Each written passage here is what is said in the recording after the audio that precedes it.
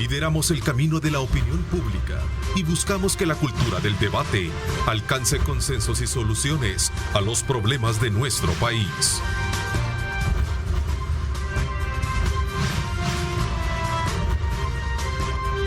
Diálogo con Ernesto López. Lunes 3 de enero de 2022. Ahora ya tenemos que estar acostumbrándonos a, desde luego, mantener esa fecha vigente, 2022, después de estar constantemente, el año pasado, decir 2021. Así es que desde ya, bienvenidos a este nuevo año. Es un placer enorme, como siempre, agradeciendo a Dios Todopoderoso por darnos ese privilegio de poder seguir manteniendo esta interacción, esta cita todas las mañanas para poder estar con ustedes a través de nuestra programación y llevarles, por supuesto, como siempre, temas muy importantes de país que le permitan a ustedes recrear su análisis y, por supuesto, su pensamiento crítico. Así es que desde ya, bienvenidos una vez más.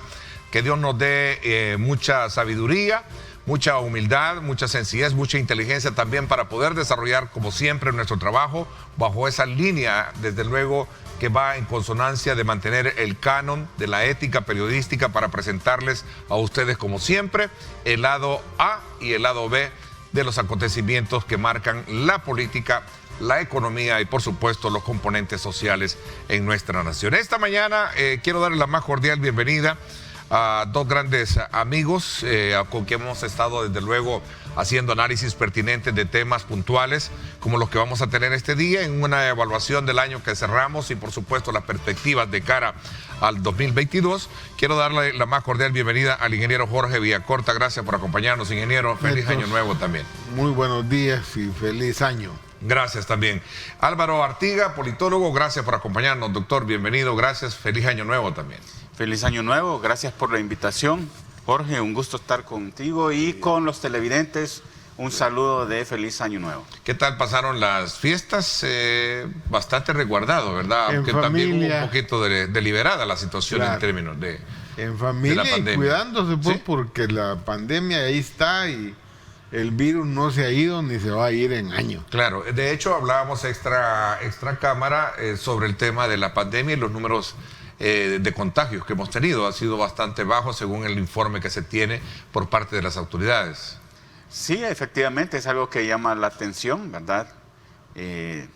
La noticia esa de prácticamente desocupado el hospital El Salvador, ¿verdad? Es un, digamos, uno puede decir, empezamos con buenas noticias del año, ¿verdad? De que no haya mucha gente contagiada. Ojalá que las aglomeraciones de la fiesta pues no vayan a tener un repunte como lo había anunciado ya el ministro de Salud. De hecho fue insistente y marcada, digamos, el llamado que hacíamos que tuviésemos a bien, en el marco de las fiestas de unión de familia y todo, pues mantener siempre ese resguardo a efecto de no tener resultados o repuntes como en su momento se advirtieron, porque recuerdo que en su momento también la parte oficial de salud decía el ministro pues que esperamos no vayamos a tener un creciente número debido a lo que irresponsablemente a lo mejor hagamos durante todas estas fiestas. Pero bueno.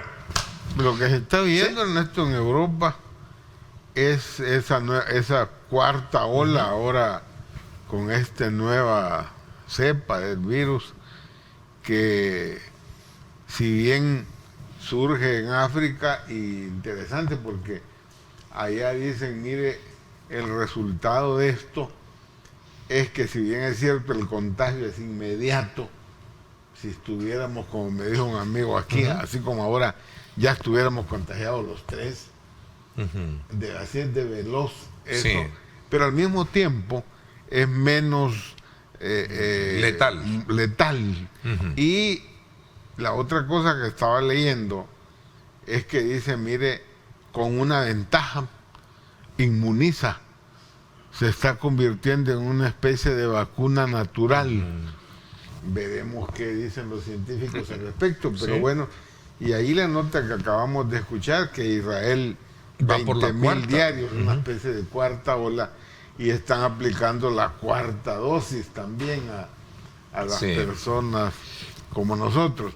Entonces, ojalá, todavía no sabemos, pero estamos claros que esa cepa va a llegar, igual que está en todas partes de Europa, y va a llegar también, y veremos cómo salimos de una ola de ese tipo, y que seguramente va a necesitar, como estamos viendo en esos países, una cuarta dosis. Veremos. Entonces, ojalá no sea tan grave y podamos continuar con esta noticia más que positiva, ¿sí?, de la reducción de casos. De casos que hemos tenido y de personas que se encuentran en el hospital El Salvador, que es bien mínima, creo que está a cero casi la presencia de pacientes. Qué bueno, pero hay que seguirnos cuidando, como usted dice, hay que mantener siempre ese distanciamiento, usar alcohol, mascarilla, creo que es lo más importante. Así es que no está de más esta mañana ocupar una especie de un espacio para poder llamar, como siempre, a la reflexión sobre esto. A ver, una evaluación política del año. Cerramos el año 21 y vamos al 22. ¿Con qué perspectiva desde la lectura que usted pueda tener, doctor Artigas? Bueno, el hecho principal de 2021 fue la elección de diputados y consejos municipales, y eso marcó prácticamente la mitad del año, ¿verdad?, desde que tomaron posesión las nuevas autoridades en el 1 de mayo. Y ahí hay un parteaguas entre cómo eran las relaciones, digamos, entre el Ejecutivo y el Legislativo, por lo menos en relación con los últimos años, y cómo son ahora, ¿verdad? Ha habido decisiones legislativas muy cuestionadas en realidad por la forma como se hicieron. Probablemente este año que, digamos, comenzamos hoy, digamos, en términos hábiles, ¿verdad? Normal, sí. El año hábil, sí. Sí. Pues veía una noticia ahí yo de nuevas medidas en materia financiera, ¿verdad?, para volver a El Salvador una bolsa de deuda, ¿verdad? O sea, creo que se están poniendo las bases desde el 1 de mayo, las bases políticas de un modelo o un reajuste o una modificación del modelo económico del país, ¿verdad? La creación, por ejemplo, de la Dirección de Obras Municipales, la aprobación de la ley que permite las expropiaciones cuando se considere que los bienes son de interés público. Yo creo que eso está dirigido al desarrollo de la costa del Pacífico, de proyectos de carácter económico, ¿verdad?, entre los cuales puede estar el aeropuerto, el tren, pero, digamos, todo eso que se habló de Surf City, digamos, todo ese paquete, digamos, de obras y que pueden implicar transformaciones, incluso en materia de los terrenos que van a ser utilizados. La parte geográfica, Sí. la parte, el componente social también. Correcto. Entonces, digamos, creo que se están poniendo las bases para eso. Creo que eso ha sido el año pasado, digamos, desde mi punto de vista, ¿verdad? Es como colocar las piezas políticas para en determinado momento hubiesen reacciones de parte de los afectados, digamos, que esas reacciones sean fácilmente disipadas. Yo creo que el país en este momento está, comparativamente hablando con la historia, ¿verdad?, en un momento parecido al de la década de 1880, cuando se introduce el café, ¿verdad? Hay una serie de medidas legales que acompañan la introducción del café. En la década de 1950, con la modificación del modelo agroexportador para introducir, digamos, una variante del modelo de importación, de sustitución, de industrialización por sustitución de importaciones, en el contexto del mercado común centroamericano, etcétera. Como la década de 1990, en donde se introduce, digamos, el modelo neoliberal, hay una serie de medidas desde la Asamblea Legislativa, hay un reajuste, digamos, de la institucionalidad para apoyar la modificación económica.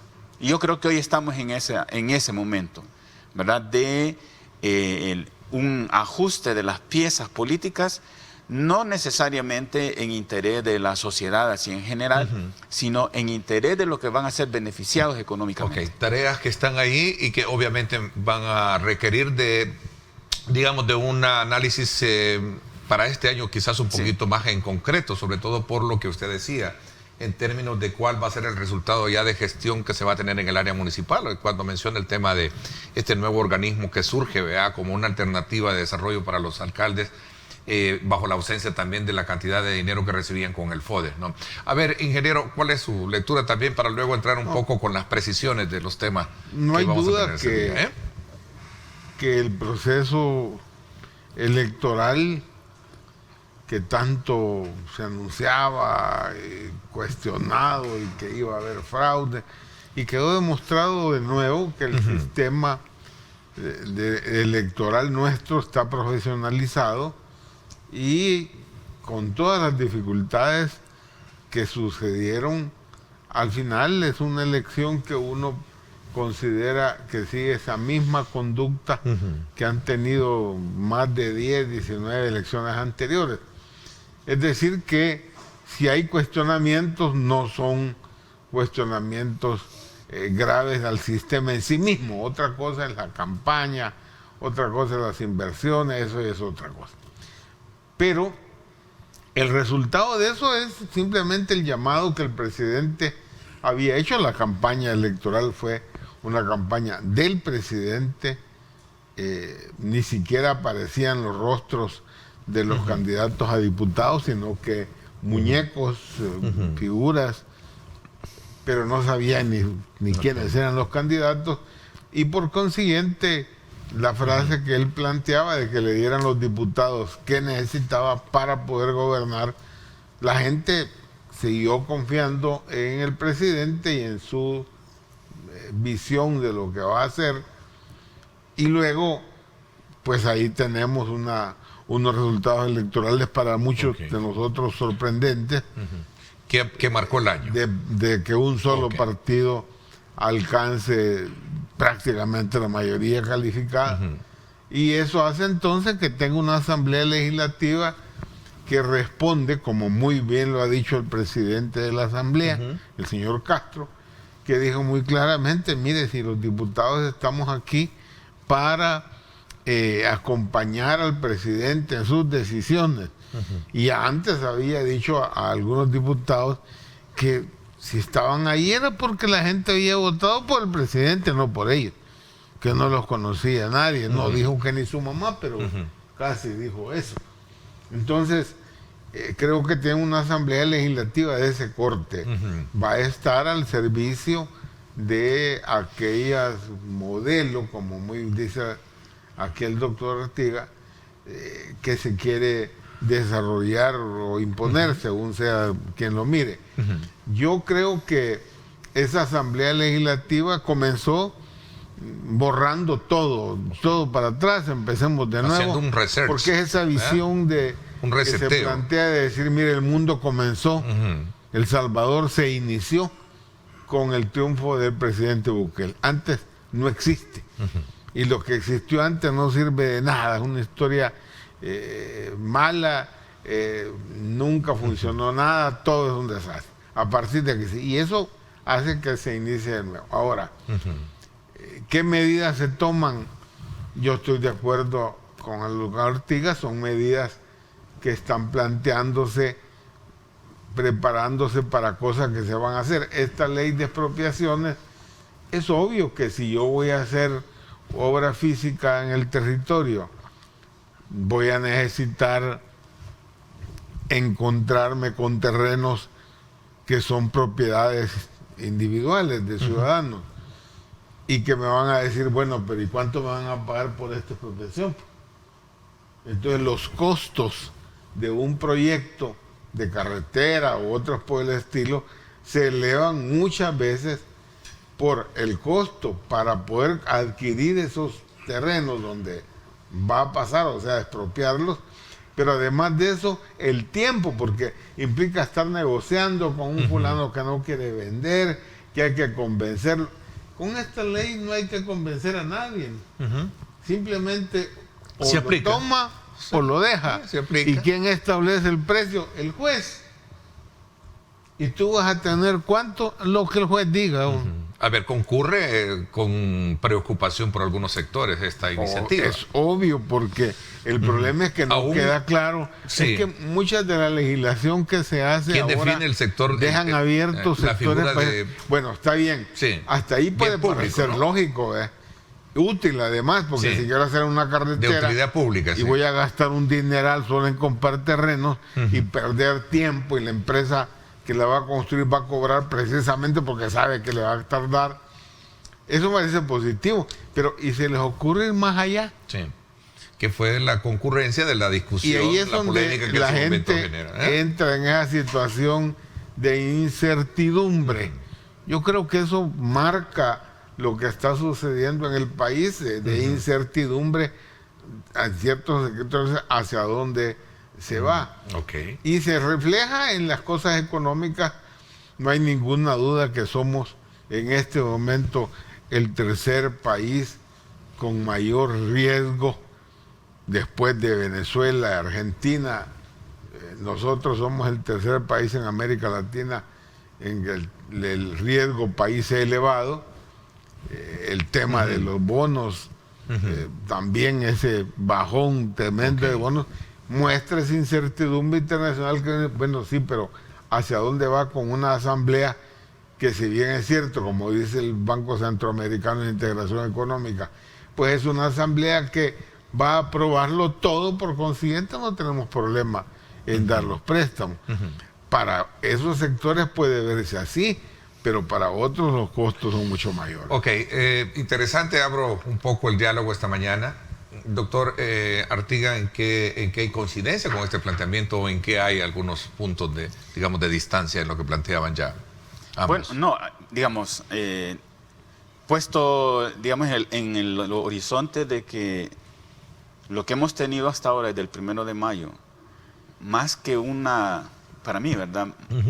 Más que una transformación respecto de quiénes son los beneficiados de las medidas políticas, ¿verdad?, que se traducen en legislación, lo que ha habido es, en esa narrativa presidencial, de echarle la culpa, digamos, de todos los males que tiene el país a los que él llama los mismos de siempre, y habla de que crearon una estructura corrupta que les beneficie y que ahora eso es lo que, como lo han perdido, lo quieren recuperar. Como eso tiene elementos ciertos, aunque no es absolutamente cierto, ¿verdad? Es como esas medias verdades, hay cosas que son ciertas, ahí están los presidentes, el que está en la cárcel, el otro los otros dos que están, se hicieron nicaragüenses, digamos, ¿verdad? Entonces hay diputados, alcaldes, pero uno se puede preguntar si realmente la estructura política es la responsable de que, por ejemplo, la gente se vaya del país. La gente se sigue yendo del país. Es más, se está yendo más gente del país en el último año, digamos, que antes. Entonces hay algo que no cuadra, ¿verdad? Es decir, digamos, la violencia que no se reduce solo a los homicidios, ¿verdad? La pregunta es si eso se debe a esa estructura corrupta o hay algo que está produciendo esas cosas y que no se está modificando. Para mí, entonces aquí tenemos dos cosas, que tenemos que dirigir la discusión a la relación entre las decisiones políticas y los que se benefician económicamente de esas decisiones, ¿verdad? Y la otra discusión, que también me parece importante, es que en la Asamblea, desde el 1 de mayo, ha reducido, se ha automutilado, diría yo, ¿verdad?, en cuanto a sus funciones. Porque los parlamentos no solo tienen la función de legislar, esa es una de las funciones más importantes, pero hay otra función que en el país justamente es una función que no ha operado y que yo creo que, digamos, es parte de ese esquema de corrupción que ha habido en el país, que es que la Asamblea, como otras instituciones, tiene funciones de control político institucional, ¿verdad? Tiene facultades para controlar a funcionarios, ya sea del Ejecutivo o ya sea de otro tipo de institución. Y sin embargo, la Asamblea nueva se ha automutilado esa función. Ni siquiera hablan de eso. Claro. Lo único que han creado, usando esas facultades, son unas comisiones, ¿verdad? Es las comisiones sobre el tema de los fondos a las ONG, ¿verdad? Sobre sueldos. Sí, sobre los sobresueldos, digamos, pero que miran hacia atrás, ¿verdad? En procesos en los que, de todas maneras, quien tiene la palabra es la Fiscalía. Es la Fiscalía la que debería de estar haciendo esas investigaciones, no la Asamblea. La Asamblea más bien debería de, por ejemplo, si la Corte de Cuentas les entrega un informe donde hay indicios de irregularidades en la gestión de fondos en distintos ministerios de la actual administración, la Asamblea tiene facultades para, por ejemplo, interpelar a los ministros y bueno, ¿y qué pasa aquí, verdad? Ver si hasta dónde lo que dice la Corte de Cuentas es cierto o no. Debería ser un acto promisorio, es decir, si lo queremos ver en ese escenario en el cual usted dice, bueno, las cosas se están haciendo diferentes, pues comencemos también por mostrar diferencia. Sí, por eso, entonces, por eso digo, ¿verdad? En eso, la Asamblea más bien está continuando esa estructura que dice el presidente. Hay un déficit ahí. Que están cambiando, que es esa estructura que permite la corrupción. En tanto, no solo la Asamblea, la Corte Suprema de Justicia, a través de las dos salas, la Sala de lo Constitucional y la Sala de lo Contencioso Administrativo, tiene facultades de control. Y control sobre el Ejecutivo específicamente. El Tribunal de Ética Gubernamental tiene facultades de control, la Fiscalía tiene facultades de control sobre el Ejecutivo. Eso no operó en el país, aunque está ahí establecido en la Constitución, ¿verdad?, de 1983, esa función de control político institucional no ha operado y por eso hemos tenido esa estructura que dicen que están desmontando. Y sin embargo, lo que vemos es justamente reforzar el control del Ejecutivo sobre esas instituciones en lugar de ser a la inversa. Ok, veamos, ingeniero. No, totalmente de acuerdo. Yo creo que eso es parte de ese modelo. Y además de eso, son medidas que favorecen a ciertos sectores. Vaya, mire, yo estoy totalmente de acuerdo en que muchos alcaldes abusaron del FODAS. No hay ninguna duda de que muchos alcaldes se pasaron por el arco del triunfo la ley la CAP y le habían encontrado la puerta o el zaguán para niveles de corrupción. Genial. Pero ahora resulta que eso se va a concentrar en una oficina que va a depender del Ministerio de Obras Públicas, con un personal. Me pregunta, ¿y eso resolverá el problema? ¿No será que esa concentración de ese poder en una burocracia que va a definir a quién se le da, a quién no se le da, qué proyectos sí, qué proyectos no? A mí me parece que la medicina puede resultar peor que la enfermedad. Solo para dar un ejemplo, el tema del agua. Una ley de agua que se había discutido tantas veces para terminar con una legislación que no tiene en ningún lugar. No encuentro quién va a ser el instrumento técnico científico que defina dónde, cuánto hay de agua y qué se puede ocupar o no en las napas freáticas. No aparece por ningún lado. ¿Quién va a dar los permisos entonces? ¿Basados en qué? Pero no solo eso. Hoy resulta que le van a dar a una empresa 15 años de concesión para de uso del agua. Entonces, ¿a quién está favoreciendo esa ley? En ese sentido, retomando un poco lo que decía el ingeniero Villacorta sobre Por favor, el vamos FODES, a ir en la palabra. Sí. ¿verdad? Ahí hay un ejemplo, desde mi punto de vista, de lo que yo planteaba, ¿verdad? De que no se está acabando con la estructura que permite la corrupción, sino que se refuerza. Porque, digamos, con la reducción del FODES, ¿verdad?, la modificación de la institucionalidad respectiva en torno al desarrollo municipal, la creación de esta Dirección de Obras Municipales, ¿qué es lo que ha pasado? Se ha, digamos, puesto como problema la descentralización y entonces la solución, dicen, es concentremos. El ejemplo que ponía el ingeniero es de alcaldes que no cumplieron la ley, la CAP, hicieron lo que hicieron.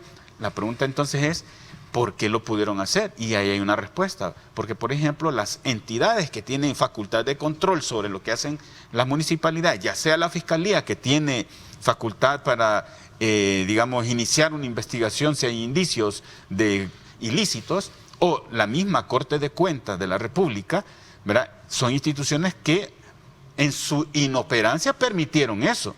El problema no es la descentralización, sino que las instituciones que tienen facultades de control no operan. ¿Y por qué no operaran? Porque eran controladas por los partidos políticos o que están en el Ejecutivo o que tienen alcaldías bajo su control. Entonces había un reparto institucional que no permitía el control sobre los funcionarios, ya sean municipales o de ámbito nacional. Eso no ha cambiado. Al contrario, se refuerza, porque ahora lo que tenemos es el control del Ejecutivo, ¿verdad?, sobre esas instituciones. Entonces, no se está cambiando aquello que favorece la corrupción. Okay. No funcionó aquello, tampoco puede funcionar esto. Entonces, ¿qué buscamos entonces? Esa es la cosa, ¿verdad? Esa es la gran pregunta. Digamos, con la popularidad de la que goza todavía el presidente, tendría la gran posibilidad de cambiar esas estructuras, de hacer que realmente sus palabras aquellas de que si alguno de sus funcionarios, digamos, tenía comportamientos ilícitos, él mismo se iba a encargar de encarcelarlos, digamos, de cumplir su palabra, ¿verdad? De hacer la realidad, de hacer que, digamos, todas esas sospechas de manejos ilícitos, sí en el pasado, pero comencemos ya de una sola vez en el presente, digamos, que deje que las instituciones, digamos, funcionen, que hayan personas que se están comprometidas, digamos, con el combate a la corrupción. No importa, ¿verdad? Yo diría incluso que él saldría beneficiado, no solo él, sino el proyecto económico que está impulsando, se vería beneficiado si se limpiara realmente, digamos, la corrupción. Ahora el problema es si la corrupción forma parte de ese esquema económico. Ok, interesante. Me voy a permitir hacer una pausa comercial. No sé si quiere un poco para cerrar ese ciclo de análisis introductorio que tenemos, ingeniero, y si no regresamos un poco para entrar a puntualidades como, por ejemplo, el tema de las pensiones. Usted habló del agua, ¿no? Que era un sueño que venía fraguándose por muchos años, creo que fueron alrededor de 14 años que estuvo en discusión. Se logró hacer, independientemente ya las valoraciones de unos que dicen que, bueno, ha sido un paso importante, aunque otros dicen que fue demasiado apresurado y ha quedado casi lo mismo. Tenemos, por ejemplo, el freno que ha tenido el tema de la reforma de pensiones, por ejemplo, que es otro de los grandes puntos elementales de discusión que está ahí. Esta otra ley de agentes extranjeros que en su momento surgió en el contexto de una convulsión política muy fuerte. Este fin de semana, en el contexto de las fiestas de Año Nuevo, se hablaba también de la construcción de un estadio por parte del Ejecutivo, un mega estadio, ¿verdad?, para la selección nacional, como parte de una donación concreta que tiene el gobierno de China.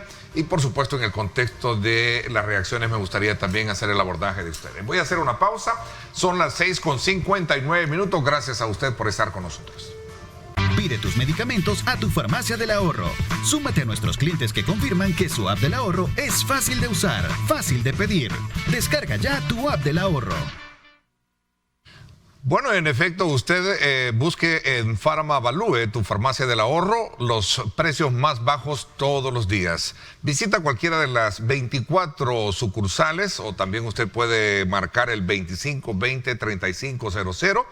Y si lo prefiere también, usted pide su medicina por tu app del ahorro. Es fácil de usar, fácil de pedir, así es que desde ya le invitamos a que la descargue, esa aplicación, tu app del ahorro, en Farmavalue, tu Farmacia del Ahorro.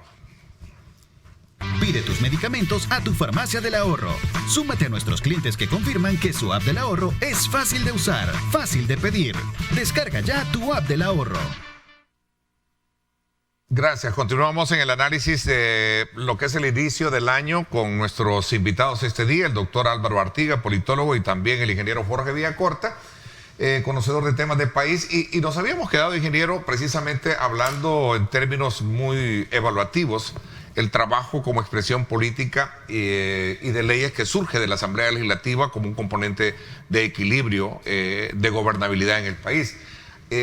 El tema de la reforma de pensiones y otros que están ahí, desde luego, sobre la mesa de discusión, como el ejemplo que ponía la ley de agentes extranjeros, que surge en un contexto de, digamos, de la presencia de organizaciones manifestándose en las calles, todavía guarda, desde luego, en la discusión, en su aprobación. En septiembre se habló, por ejemplo, del tema de las pensiones y hasta ahorita pues no se tiene nada en concreto. ¿Cuál es el análisis que ustedes ven sobre...? Yo lo que veo es que el presidente prometió que iba a mandar un proyecto de ley de reforma, o de una, no de reforma, de una nueva ley de pensiones integral, que generó la expectativa principalmente de los sindicatos gubernamentales, que son la mayoría, señalando muy claro, se trata de hacer desaparecer las AFP, que eso lo maneje los fondos el gobierno y que le paguen como pensión no menos del 80% del último salario. Sí. Una demanda de esas, perdóneme, no tiene viabilidad económica. Es imposible que el Estado, así como está la situación financiera nuestra, fiscal del Estado, pueda cubrir ese 80% del salario. Por el modelo de fondo que se tiene de administración. Sí, pero... Perdón, de aportación. De los 12,000 millones que están ahí, el gobierno ya agarró 8. Y los otros están colocados. O sea, aquí la impresión de la gente es que los 12,000 millones los tienen las AFP en el bolsillo. No, señor, eso está invertido. Primero, porque el gobierno ha prestado ese dinero y lo tiene prestado en un 80%. El resto está colocado en papeles y en bonos. ¿Administraciones anteriores o en esta? Todas sumándoles, todas suman, porque todas utilizan el mismo método para poder financiarse. Sí. Eso lo inventó Tony Saca en aquel momento. Pero bueno, la realidad es esa. Entonces, ¿de dónde va a poder? Claro, el gobierno puede decir, asumo el fondo. Sí, pero eso ¿para qué? Para quitarse encima la deuda y meterla debajo de la alfombra, pero la deuda ahí seguirá y ahí estará. Pero mi punto es, lo que los sindicatos quieren es el 80% del último salario. Yo les insisto, eso me parece a mí económicamente en este momento, para la situación fiscal, imposible de cumplir. Eso por un lado. Y la otra legislación que también ya se detuvo es esta que se refiere a penar aquellas instituciones internacionales que envíen dinero o recursos a ONGs en El Salvador, y se dice, mire, eso hay que controlarlo, y para que puedan seguir dando ayuda tienen que llenar este montón de requisitos que trajo como resultado solo el anuncio mismo que el gobierno alemán haya dicho, mire, se acabó la colaboración, no podemos seguir apoyando con estas condiciones, y pareciera que esa iba a ser la conducta del resto de cooperantes, principalmente los europeos, como España, por ejemplo, o los mismos Estados Unidos. Se mostraron reacios a eso. Vamos a ver. Pero hay una discusión política alrededor de esas dos figuras que hemos mencionado, doctor. A ver, yo creo que esos son dos ejemplos de que no todo depende del presidente, ¿verdad? Porque a veces impone así, ¿verdad? De que tiene superpoderes y que puede hacer y deshacer. Y ahí hay dos ejemplos claros de que hay ciertos actores que tienen capacidad de veto, ¿verdad? Que pueden, en cierta manera, digamos, decirle, esto no se lo vamos a pasar. Y son actores importantes, porque las AFP, digamos, desde mi punto de vista, no están así con los brazos cruzados, esperando a ver que aprueben algo que las va a desaparecer, ¿verdad? Y por el otro lado, las agencias de cooperación, lo mismo, ¿verdad? Entonces, eso nos sirve, desde mi punto de vista, nos sirve para entender un poco cuál es la dinámica política, ¿verdad? Más allá de solo estar viendo a los actores políticos. Yo insisto en que, sobre todo en las decisiones políticas que se traducen en legislación, ¿verdad? Hay sectores que se ven beneficiados, ¿verdad? Y entonces uno tiene que aprender a leer en tal decisión política quiénes son los beneficiados y quiénes son los afectados. Porque eso se decide en el campo económico, ¿verdad? Entonces, dentro de los actores fundamentales en este momento en el país, por supuesto están, digamos, todas las transnacionales que hay en el país, incluyendo la banca, ¿verdad? Que tiene control sobre las AFP.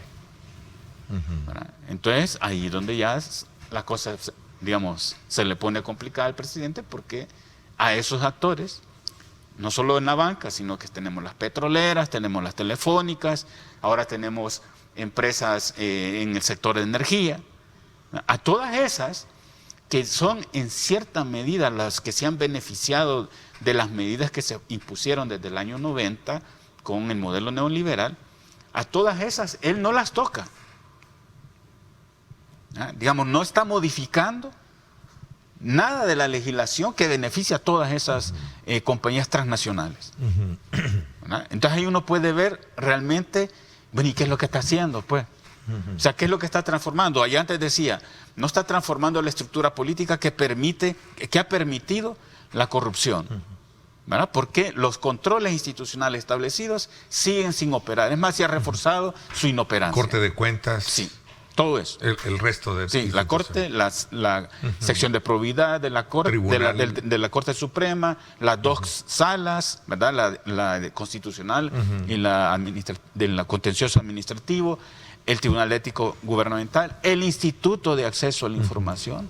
Se reservó mucha información. O sea, no se está combatiendo la estructura real que favorece la corrupción. Se está penalizando a aquellos que se aprovecharon de esa estructura, pero la estructura como tal se mantiene ahí porque desde mi punto de vista esa estructura es funcional para el modelo económico.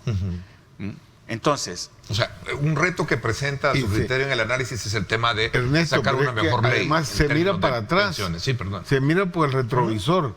Estoy viendo la corrupción de los de allá, pero y lo nuevo... Eso lo vio las CICIES y hasta ahí terminó. Ahora lo han hecho los norteamericanos como resultado de haberse seguramente filtrado esa información, catedral o como se llaman esos modelos, que es lo que está ahí.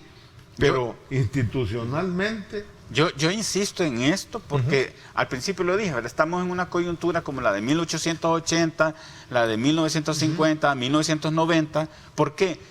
Porque en esos momentos se tomaron decisiones que favorecieron a determinados grupos empresariales, determinadas familias que tienen empresas que siguen siendo los beneficiados de este asunto. ¿Verdad? Es decir, la estructura económica, el modelo de funcionamiento de una economía que excluye a 3/4 partes de la población económicamente activa no se está tocando, ¿verdad? Es decir, la raíz de todos los males, digámoslo así, sigue intacta y siguen beneficiándose los mismos de siempre, que no son los partidos políticos, sino son los grupos empresariales que han participado de los distintos gobiernos en este país. Ok, corriendo un poquito en el tiempo y en el análisis de país de cierre de lo que dejamos y lo que viene por delante, se anuncia el nuevo Estadio Nacional, que iniciará, por cierto, su construcción, decía el presidente, en este año. Por cierto, esto se da en el contexto de una, digamos, mención en su cuenta de tweet en la cual dice: ¿quién es tu amigo? ¿Verdad? El que te da un estadio, una biblioteca, un centro de convenciones, etcétera, etcétera, o aquel que te sanciona, o el que te pone en lista, te sanciona o financia, dice, a tus opositores. Y ese fue lo que dijo el presidente en un Twitter, pero después han aparecido otra gente comentando: ¿quién es tu amigo? El que tiene 3 millones en su casa y permite que la gente trabaje allá, ¿ese es tu amigo o no es tu amigo?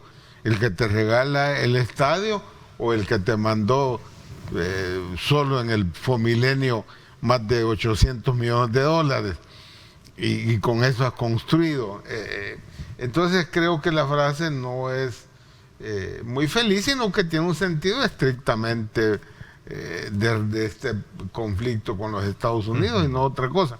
Claro, que regalen un estadio, que regalen una biblioteca, y si a caballo regalado no se le busca lado, dice el dicho. Claro, los obreros van a ser chinos, los materiales van a ser chinos, y por eso la Asamblea, por cierto, aprobó precisamente que vengan esas poblaciones, porque los chinos regalados sí, pero en beneficio ¿de qué? De las empresas chinas, que tienen entonces a dónde desarrollar, y para los chinos, perdónenme, un estadio y el otro no es ni del pelo de un lobo. Claro. Sí, con una economía como esa, perdónenme. La China tiene mucho dinero. Ahora, esto obviamente causa reacciones que ya todos conocemos, especialmente los Estados Unidos, que siempre en unas recientes declaraciones han dicho esta relación es como bueno, recientemente se publica este día en uno de los periódicos, es como un dulce que luce delicioso, pero que va al final a pudrir a tus dientes. Bueno, si recordemos el discurso del presidente en la Fundación Heritage, hablando pestes de China, pues, vaya. Ahora está hablando lo contrario. Entonces, como es un presidente que dice unas cosas y después dice otras, yo prefiero hablar, por ejemplo, de si esas donaciones, que por cierto, lo del estadio a mí me deja un poco así, bueno, y que no iban a remodelar el Mágico González. Yo recuerdo que se hizo una gran bulla del que se iba a hacer un super estadio de ese, y ahora salimos con un estadio nuevo. Pero en realidad lo que va a cambiar es la ubicación de la escuela militar. Yo me pregunto si no son los militares los beneficiados de este asunto. Y se enfoca como que es el estadio, porque ahí se va a hacer, donde está la escuela militar. ¿Verdad? Entonces quiere decir que le van a dar mejores instalaciones, le van a dar más recursos, ¿verdad? Entonces digo yo, ¿quiénes son los que se benefician? Porque los que se benefician son parte de esa estructura, digamos, yo hablo de una coalición de gobierno. ¿Verdad? Entonces uno tiene que aprender a ver quiénes están beneficiando de todas las decisiones que toman los gobiernos. Y en materia de estas donaciones, yo digo, incluso cuando se habla de que va a venir inversión extranjera y esas cosas, ¿verdad?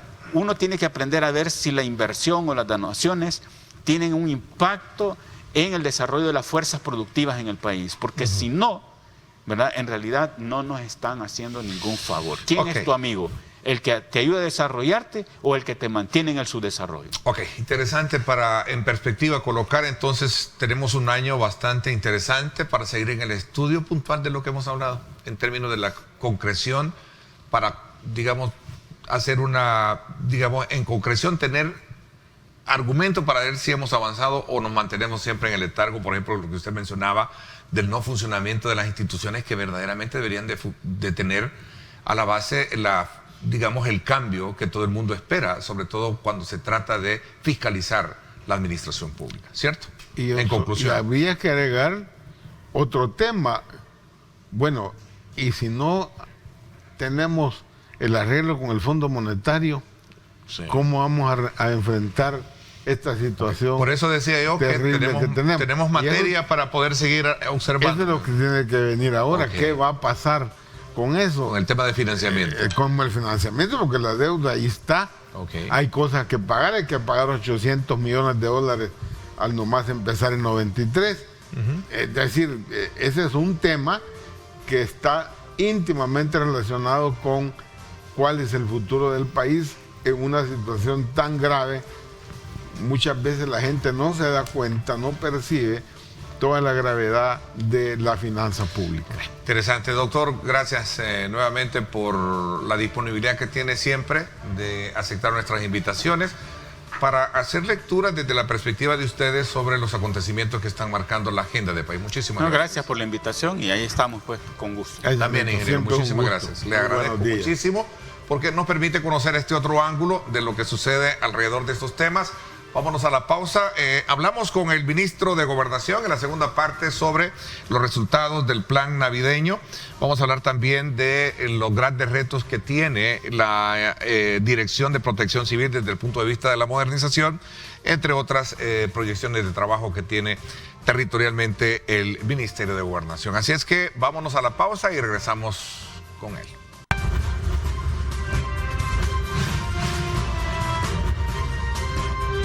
Diálogo con Ernesto López. Bueno, gracias nuevamente por estar con nosotros. Gracias a usted por mantenerse siempre pendiente de nuestra señal. Estar atentos, desde luego compartir lo que usted ve a través de nuestras aplicaciones digitales, a través de nuestra plataforma en Facebook. También estamos en YouTube para que usted pueda compartir con sus contactos nuestra señal y de esa manera poder tener el acceso hacia la información y los análisis que aquí tenemos. Hoy una evaluación acerca de cómo se trabajó en esta festividad desde la integración de diferentes organizaciones que forman parte de la Dirección de Protección Civil. Quiero darle la más cordial bienvenida al ministro de Gobernación y presidente precisamente de la Dirección de Protección Civil. Bienvenido. Muchas gracias, muchas gracias. Es un placer estar aquí con todos ustedes. Feliz año a todas las familias salvadoreñas. Esperamos que este año sea de mucha prosperidad y bendición para ustedes y sus familias. Así es, Juan Carlos Videgaín. A ver, hacía una evaluación al inicio de la presentación del programa sobre el registro que se tiene de casos COVID, que nos parece bastante alentador, que cerramos el año y esperamos mantenernos bastante sobre esa tendencia de tener la menor casos de contagios de COVID, ¿no? Sí, de hecho, indiscutiblemente son los resultados de un buen manejo de la pandemia, un manejo excepcional. Eso nos ha venido a garantizar poder tener cero pacientes en el Hospital de Salvador, a pesar de toda la oposición, a pesar del año pasado y el año antepasado que se opusieron a todo esto. Con todo y todo, la oposición hizo todo lo posible para poder evitar o para poder hacer que el gobierno no lograra sus estrategias para poder atender la pandemia. Al final, por un gran liderazgo de nuestro presidente Nayib Bukele y todo su gabinete que ha aprendido a trabajar de forma articulada, de salirse del cajón para poderle dar solución a los salvadoreños, y en este caso el manejo de la pandemia ha sido una gran muestra de ello. Todas sus estrategias, todas las aristas que tiene el manejo de la pandemia, pues nos han venido a dar este resultado. Siempre está el llamado a no bajar la guardia, siempre está el llamado a mantenernos conscientes de que la pandemia existe, que la pandemia continúa entre nosotros y tenemos que seguir acatando las medidas. De hecho, ahí tenemos la estadística del portal que tiene y el que nos da la información precisa sobre esto, ¿verdad? Es interesante. Sí. Dios quiera que nos mantengamos así, sobre todo porque mientras en el mundo también se están generando otras situaciones más preocupantes, ¿no? Nosotros sí, así estamos según el cuadro estadístico. Sí, lamentablemente otros países del mundo o comenzaron muy tarde o no aprovecharon la capacidad instalada que tenían. Países desarrollados pues que no están como estamos nosotros, que están sufriendo, siguen sufriendo el ataque de este virus que está dejando demasiadas pérdidas y secuelas en nuestra historia, y nosotros pues nos mantenemos avantes ante esta pandemia. Tenemos que mantenernos así. Primero Dios, lo vamos a continuar haciendo. El gobierno, a pesar de que tenemos el índice bien bajo, no vamos a parar la estrategia. La vacunación es muy importante.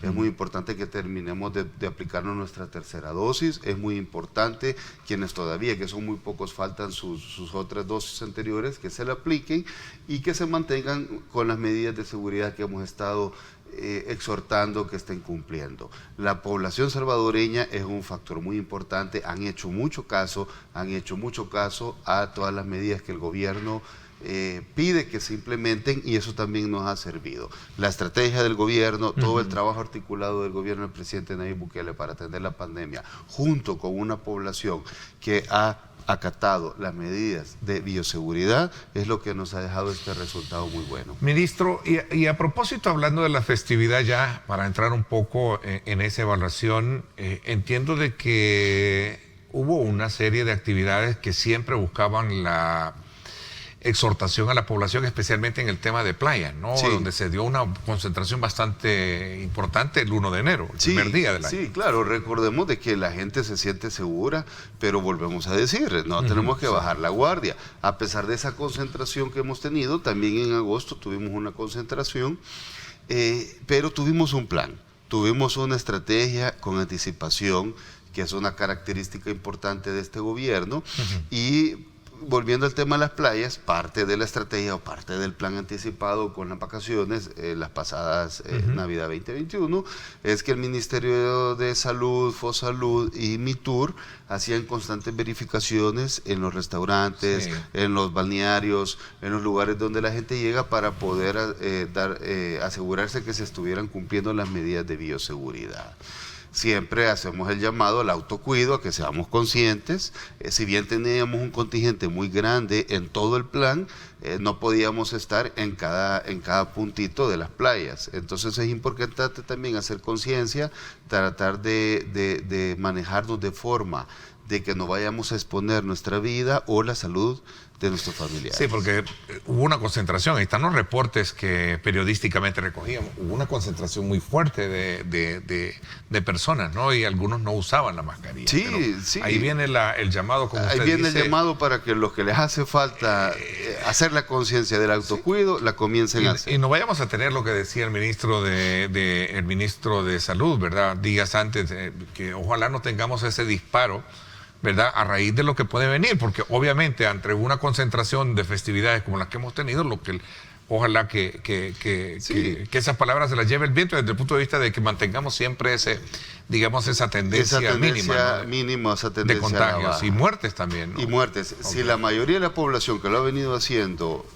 sigue acatando, yo creo que los resultados se van a seguir manteniendo. Y a propósito, hablando de playas en esta festividad, interesante lo que vimos son las casetas, las conocidas como atalayas, torres, ¿vean? Sí, sí. Torres de vigilancia. Atalaya es una torre de vigilancia. Vamos a ver, me están pidiendo pausa. Regreso entonces para que hablemos un poco ya en términos de la evaluación que vamos a tener esta mañana. Pausa, gracias a usted por estar con nosotros.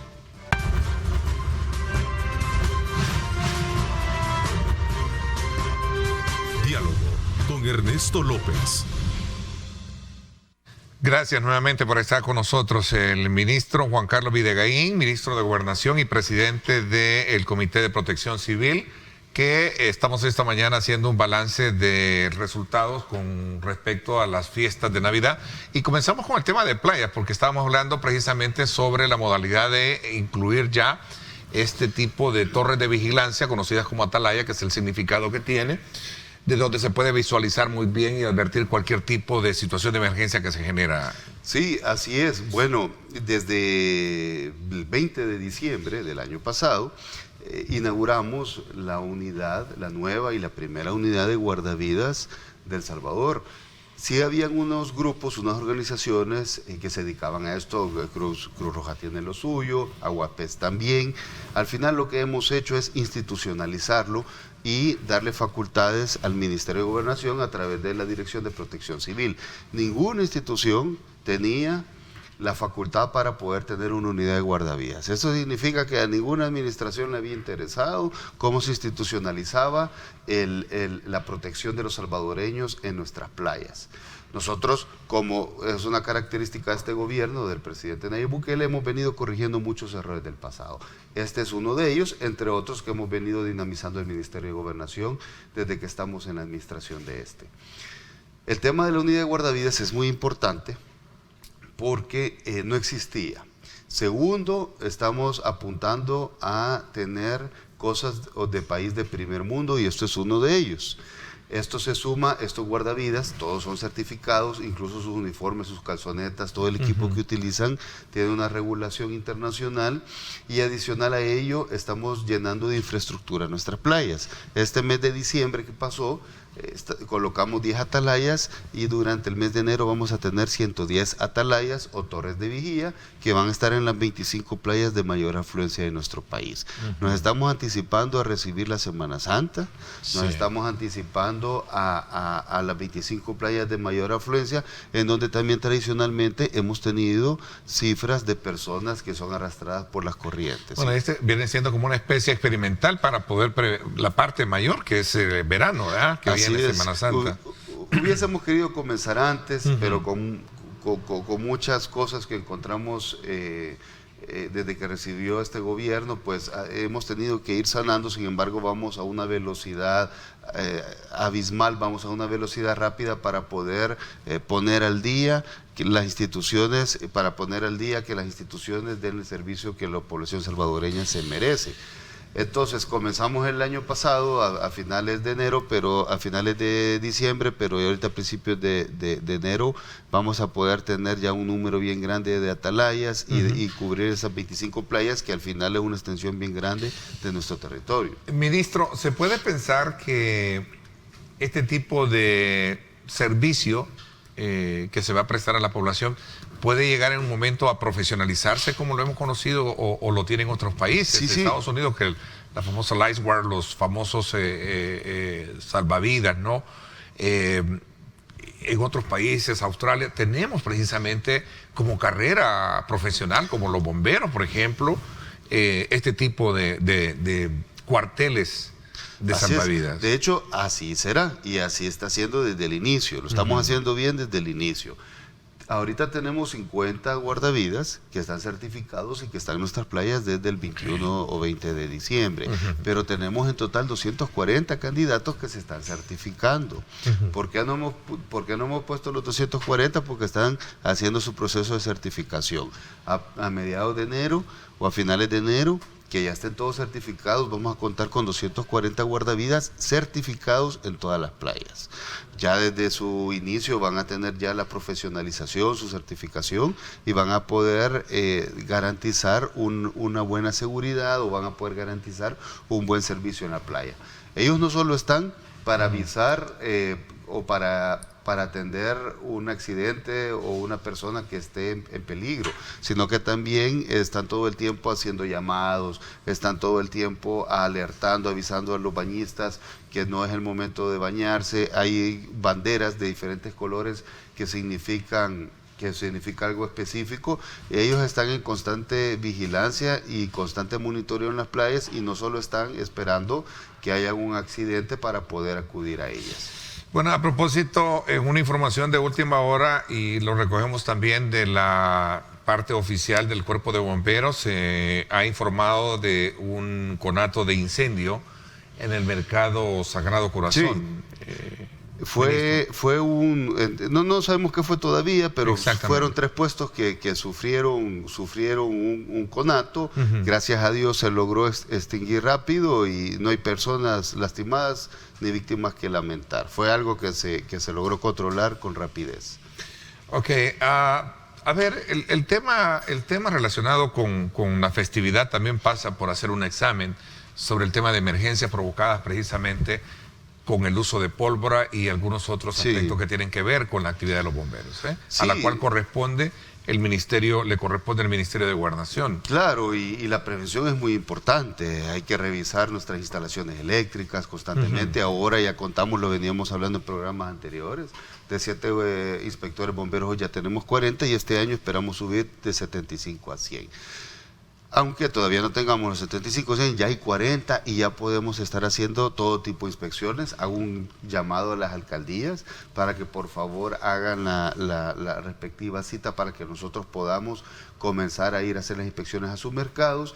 Ya la unidad de hecho está bien ocupada, y por eso es importante que las alcaldías y las empresas hagan estas inspecciones, que deben de ser solicitadas al Cuerpo de Bomberos para poder ir a inspeccionar toda la infraestructura eléctrica, ya sea de las instituciones o de las empresas. Porque en el balance de año que está que ya nos dejó 2021, fueron los mercados de Santa Ana, San Miguel, Usulután, San Miguelito, ¿verdad? Que tuvimos fuertes, fueron fuertes. Todos fuertes y todos lamentables, porque las familias pues viven de ello, y es importante hacer ese llamado.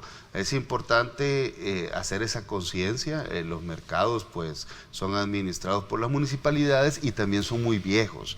Vienen de muchas años atrás, 30, 20, 40 años, y por eso es muy importante hacer esas inspecciones. Los bomberos todavía no tenemos la capacidad instalada para hacer todo de oficio, lo cual sí podemos hacer, pero si bien hay un tarifario y este servicio tienen que ser muy responsables, de nuevo las alcaldías, muy responsables las empresas, de poder gestionar sus citas. Si no lo hacen, pues va a llegar el momento que nosotros vamos a llegar donde ellos, y ya la multa o no es lo mismo una corrección o un diagnóstico para corrección que ya una multa por una inspección de oficio. Entonces, mientras logramos tener esa capacidad instalada de unos 100 inspectores, que es lo que vamos a tener este año, ya con 40 y con una cita previa, y si son responsables y vamos agendando, nosotros pues podemos ir a hacer esas inspecciones, y eso nos va a ayudar a prevenir muchos accidentes este año. Bueno, y hoy, este año cerramos, ¿cuál es el tema de digamos, el uso de la pólvora estadísticamente como parte de las festividades, ministro? Sí, bueno, este año tuvimos unos accidentes, se recuerdan, de unas coheterías clandestinas, y lamentablemente la mayoría dejaron pérdidas humanas. Esperamos que este año 2022 hagan lo que siempre estuvimos exhortando, y lo voy a volver a repetir. Ustedes, si se dedican a esto o deciden que su familia se dediquen a esta actividad comercial, es bien fácil. Solicitan la capacitación al cuerpo de bomberos, es barata, vale entre $22 y $25, no recuerdo el dato exacto, y nosotros les vamos a dar una capacitación que les va a servir para poder evitar accidentes, evitar tragedias y poder hacer esta actividad económica lo más segura posible. Ok, cualquier empresa, cualquier institución o lo que sea, puede pagar que se les vaya a hacer una especie de... esta capacitación para poder otorgar esta licencia para el manejo o uso de pirotécnicos. Si son empresas responsables, hemos encontrado empresas que mandan a maquilar, por ejemplo, las mechas. Estas empresas no les cuesta nada. Si la persona que hace la maquila de la mecha no tiene para pagar la licencia... Estamos hablando de actores privados, obviamente, ¿no? Sí, pueden, porque al final las coheterías clandestinas terminan vendiendo. Pero también hay localistas que obviamente no reúnen las condiciones para la comercialización también. Por eso yo decía, en términos, los mercados, por ejemplo. Los mercados, por ejemplo, pero yo siento que es algo barato comparado a la pérdida de una vida. No tiene valor la pérdida de una vida. Y aún así la licencia es muy barata, como para poder tener esa tranquilidad que uno va a tener la capacitación para poder entender y tener el conocimiento suficiente de que va a estar haciendo un trabajo seguro. Entonces exhortamos a la gente que se dedica a eso, que todavía no tienen su licencia. Tenemos muchos que tienen licencias y muchos que se hacen supervisión, pero las coheterías clandestinas, cuando tienen un accidente, nos damos cuenta hasta que esté el accidente. Y no es justo cuando hay una institución que da la información, que da la capacitación, da la expertise, y todavía es barato poderla recibir. Así que hago ese llamado para que los que no lo tienen todavía lo hagan este año. Ministro, ¿qué informe tienen ustedes? ¿Hubo más venta, más consumo de producción? Nosotros no manejamos esos informes.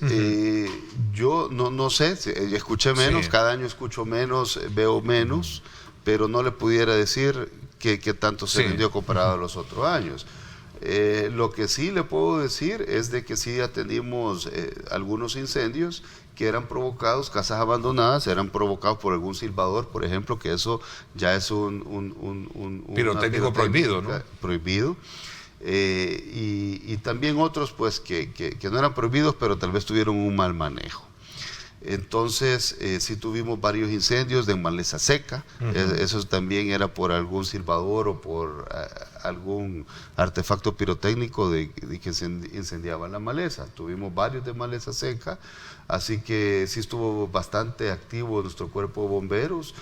El 24, el 31 estuvieron trabajando arduamente. De hecho, tuvimos un poquito más de incidentes el 31 que el 24. Siempre estuvo muy activo el 24, pero quisiera darle las gracias a nuestro cuerpo de bomberos por estar muy activos, Protección Civil, toda la comisión que estuvo en el Plan Navidad 2021 y cuerpos de bomberos que estuvieron el 24 y el 31, no descansaron, no vieron a sus familiares esos días por estar atendiendo a la población salvadoreña, así que muchas gracias por su gran labor y sé que estuvieron muy ocupados y se los agradecemos de corazón.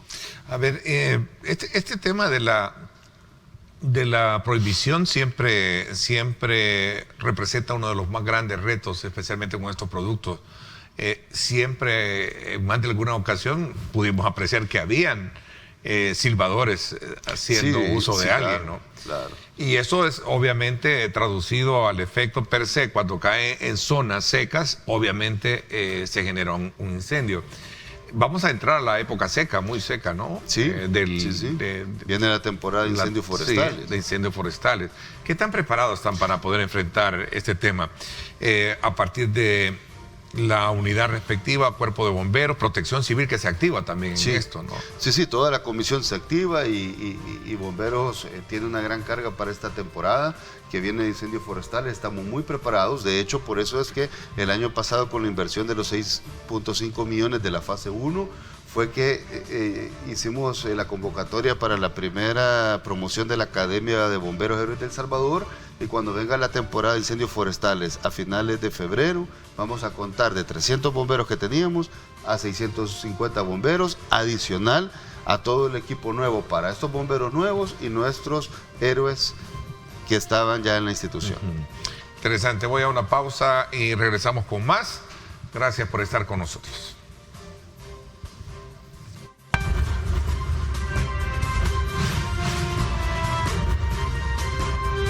Diálogo con Ernesto López.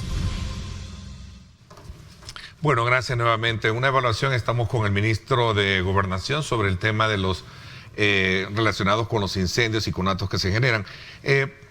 Ministro, no puedo pasar por alto también hablar un poco de las otras funciones que se tienen dentro de las proyecciones de trabajo del Ministerio de Gobernación, que tienen que ver precisamente con el tema de la modernización de una instancia de la que a usted es presidente, del Comité de la Dirección de Protección Civil, por ejemplo, ¿no? Sí. Bueno, perdón, ya tenemos la causa del incendio, o del conato más bien del mercado, fue una cocina. Fue una cocina, ahorita está el cuerpo de bomberos haciendo la inspección. Ya el Sagrado Corazón, hablamos del mercado Sagrado Corazón, que fueron 3 puestos. Fueron 3 puestos, comenzó uno de los 3 puestos con una cocina, aquí tenemos las evidencias, se las comparto a brevedad. Esa fue la causa, gracias a Dios habían extintores en el mercado y los bomberos pues ya están ahí, terminaron de extinguir lo que hacía falta para poder garantizar la seguridad dentro del mercado. Volviendo a la protección civil, la modernización de protección civil sigue su curso. De hecho, la unidad de guardavidas es parte de ella. La unidad de equipos tácticos operativos, que fue antes de que comenzara el invierno, perdón, ha sido parte de ella. Y este año vamos a ampliar la unidad de equipos tácticos operativos a todo el territorio. Nos estamos anticipando para que antes que venga la temporada invernal, nosotros ya tener una capacidad instalada en todo el territorio y poder recibir el invierno con el plan invernal suficientemente robustos para poder dar una buena atención a la población, y que la comisión, porque toda esta modernización que estamos haciendo de protección civil no solo es para protección civil en sí, sino que es para todas las instituciones de la Comisión Nacional de Protección Civil. También nos estamos dotando de equipos pesados, nos estamos dotando de equipos para poder atender cualquier problema que tengamos, ya sea por inundaciones, por árboles caídos, que sean parte del brazo activo de protección civil. Esos son los cambios que estamos haciendo desde el año pasado, y este año pues van a continuar, y todo eso estamos seguros que se van a ver reflejados en el servicio que estaremos brindando. Sobre el tema relacionado con el cuerpo de bomberos, preguntan acá si esto puede llevarse, cómo poder tener acceso, dice acá, o ser miembro de la Academia de Cuerpo de Bomberos. Sí, bueno, ahorita tenemos la primera promoción, ya muy pronto, creo que a finales de enero vamos a lanzar la segunda convocatoria. ¿Y qué requisitos? Pregunta acá No tengo los requisitos a la mano, sí, pero en el lanzamiento de la convocatoria, ahí podrán ver cuáles son los requisitos. Estén muy atentos a las redes, a la comunicación institucional, y cuando esté ya la convocatoria, pues hagan llegar su CV y el resto de requisitos que vamos a solicitar. La primera convocatoria tuvimos más de 1000 aspirantes. De esos 1000 aspirantes salieron 350. Los que no pasaron, les hago el llamado que vuelvan a participar. Y los que tienen las ganas o se sienten motivados por el maravilloso trabajo que hacen nuestros bomberos, pues estén atentos que a finales de enero muy probablemente vamos a tener la segunda convocatoria. Este año vamos a tener mínimo 2 promociones más. Ok, vocación y características muy parecidas a la disciplina militar creo que tienen, ¿no? Perdóneme un poco la ignorancia, no, de hecho que por ahí anda, ¿no? Tienen vocación y disciplina muy características a la vocación militar. Ese es el principal requisito, ser muy disciplinado, tener esa vocación de servicio. Ese es un requisito que ya tienen nuestros bomberos de forma natural, y lo demás pues se puede ir mejorando en el camino. Por eso hago el llamado de las 700 personas que no quedaron en la primera convocatoria, que lo vuelvan a intentar. Ministro, el gobierno de los Estados Unidos ha apoyado muchísimo siempre a lo largo de la historia el cuerpo de bomberos. ¿Se mantiene esta ayuda? Sí, claro. ¿Cooperación? Se mantiene la cooperación. La última que Entiendo tuvimos... que hay un convenio, ¿no? Hay un convenio de ayuda. Bueno, trabajamos nosotros con One Team, que es una institución, no es del gobierno de Estados Unidos, pero sí es una institución de Estados Unidos, que ellos trabajan de la mano con nosotros. Es una institución muy valiosa, trabajan con otras instituciones, pero especialmente con bomberos. Ellos han dado un acompañamiento increíble, son muy amigos nuestros, y nos mantenemos con One Team de la mano trabajando con el tema de bomberos. Adicional, el año pasado tuvimos la donación también por la Embajada de Estados Unidos de la torre de entrenamiento. Este año pues vamos a incorporar más infraestructura como esa para que nuestros bomberos se sigan entrenando. Ministro, hay una pregunta acá que hace, usted presentó la ley de agentes extranjeros. ¿Cuál es el motivo del atraso que ha tenido la Asamblea Legislativa? Pregunta. Pues sinceramente estamos esperando que se desarrolle. No sé cuál es el motivo del atraso. Nosotros hicimos nuestra iniciativa de ley, se presentó, ahora está en manos de los diputados, y ya depende de ellos el desarrollo de esta. Así es como funciona, pues las leyes, algunas son iniciativas de ellos mismos, otras del Ejecutivo.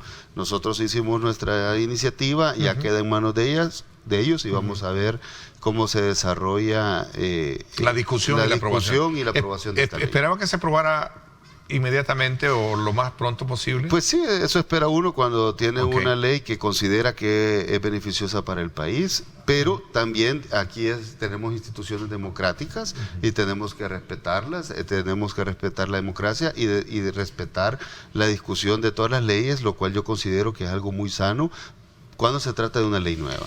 Recuerdo que abordamos este tema en su momento y se me hacía la aclaración muy puntual que no busca coartar derechos de expresión, mucho menos de movilidad. No, en ningún momento. De hecho, lo que buscamos con esta ley es que la ayuda que verdaderamente es para la población salvadoreña, la ayuda de desarrollo social, llegue a todas estas instituciones que de verdad funcionen para esto. Y la que no es, que lo hacen pasar como ayuda, entre comillas, que no lo es, sino que es para tener injerencia en nuestro país, pues que simplemente jueguen con las reglas claras y que nosotros tengamos nuestro registro de organizaciones que sí ayudan a intereses sociales, y las otras que sí tienen su interés en tener injerencia extranjera, lo cual no tiene nada de malo, pero que entren con las reglas claras, así como es en Estados Unidos y como es en la Unión Europea y un montón de países que tienen esta ley vigente desde hace años. Hay una pregunta acá, aprovechando el espacio de preguntas de nuestro público, sobre dice, existencia de ciertas organizaciones humanitarias que ocupan cualquier bandera o cruz de servicio para poder... ¿Cuáles son las verdaderamente legales y que reconoce el Ministerio de Gobernación? Pregunta. Bueno, las que sabemos que realmente funcionan y que vienen haciendo un trabajo excepcional, Comandos de Salvamento es una de ellas, la Cruz Roja, y así tenemos un sinfín de instituciones. También hay otras que no las voy a mencionar, que sabemos que funcionan para poder tener injerencia y que el dinero entra en calidad de donación para ayuda social, lo cual no termina siendo ni siquiera para eso, sino que simplemente para pagar salarios de voceros que simplemente se dedican a llevarle la contraria al gobierno. Nosotros no estamos cortando eso, lo que estamos diciendo es juguemos todos con las reglas claras. De eso se trata la democracia. Ministro, ¿el presupuesto, satisfecho con el presupuesto, la partida que se asignó? Tenemos un presupuesto que gracias a Dios, por fin, por primera vez, tenemos un presupuesto que va acorde al beneficio de la población salvadoreña.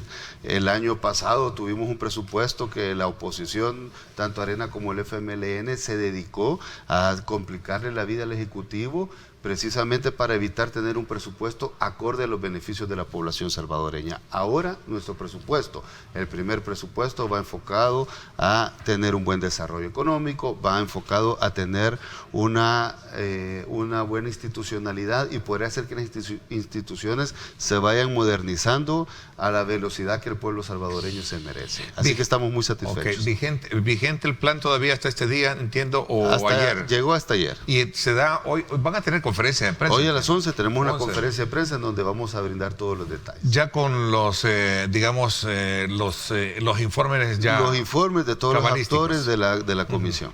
Bueno, el tiempo se me fue, ministro. Yo quiero agradecerle que nos haya permitido esta mañana abrir la semana, desde luego con información sobre las atenciones. Yo creo que es importante realmente hacer hincapié sobre la necesidad de mantenernos los protocolos de seguridad para poder evitar contagios del COVID-19, que ahí está, ¿verdad? Así es, sí, ¿no? Mantengamos, nos sentimos muy felices, tenemos una gran satisfacción de que los casos están en sus puntos más bajos. Sin embargo, hacemos el llamado a la población que sigamos con las medidas de bioseguridad. Mantengamos esta buena práctica, que eso nos va a llevar a continuar con esta baja excepcional que estamos teniendo. Muchas gracias, que Dios los bendiga y gracias por la invitación. Gracias, ministro. Por mi parte, esto es todo por hoy. Igualmente, siempre invitándolos a que nos acompañen con nuestra acostumbrada programación. Arriba mi gente, como siempre, viene con mucha, pero con mucha dinámica, con mucha alegría para que usted pase una placentera mañana. Así es que, gracias por mi parte. Esto es todo por hoy. Pásenla bien y, como siempre, recuerden lo más importante, amar a Dios sobre todas las cosas. Lideramos el camino de la opinión pública y buscamos que la cultura del debate alcance consensos y soluciones a los problemas de nuestro país.